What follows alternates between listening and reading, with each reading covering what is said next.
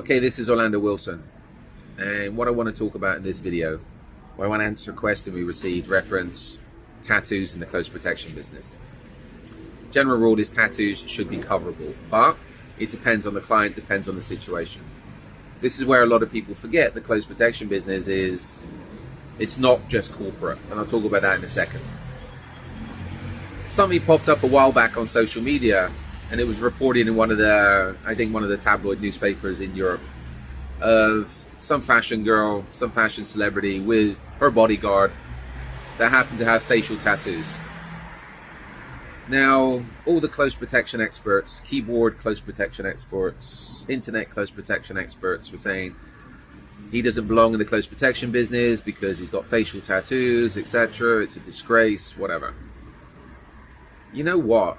What those people were forgetting, he's already in the close protection business and he's working with a very high profile client. So it obviously works for him, it obviously worked for his client. Are facial tattoos the norm? No. Would a lot of corporate clients want their people to have facial tattoos? No. Does it work with some music, celebrity, fashion clients? Yeah, sure, 100%. It worked for that guy. So do I see facial tattoos in the close protection business being mainstream? Definitely not. But there are clients that could like that.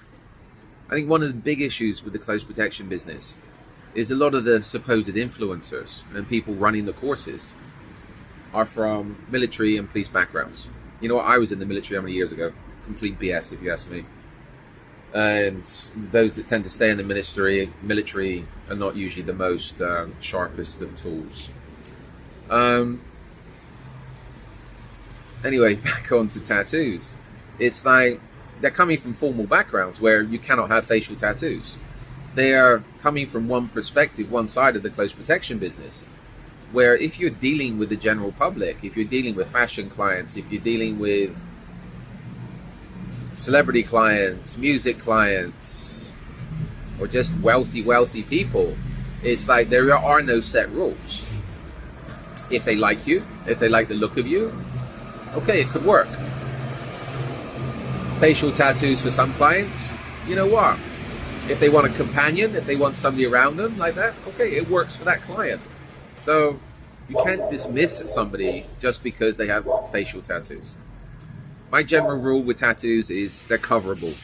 One thing I do find tacky is the guys that's got sleeve tattoos down to their wrists and they wear business shirts with short sleeves, or they got their shirt sleeves rolled up to show the tattoos.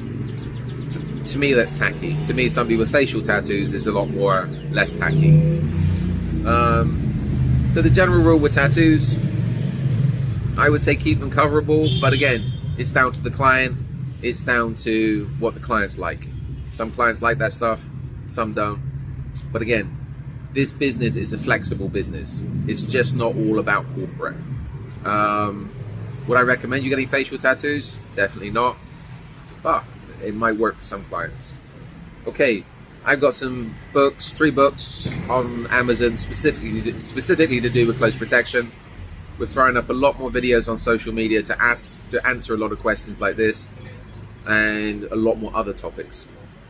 So if you're connecting with me on social media, feel free to send me a line and check out our other videos and books, articles, etc. They'll answer a lot of your questions. And what we're trying to do with this is put the real perspective on things, because there's too much BS at the moment in the close protection world.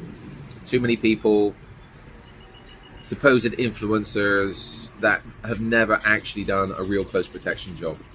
And that especially applies to training courses. Too many people teaching on training courses, too many instructors that have never actually worked in the close protection sector. But that's the world we live in, right? So be good, stay out of trouble.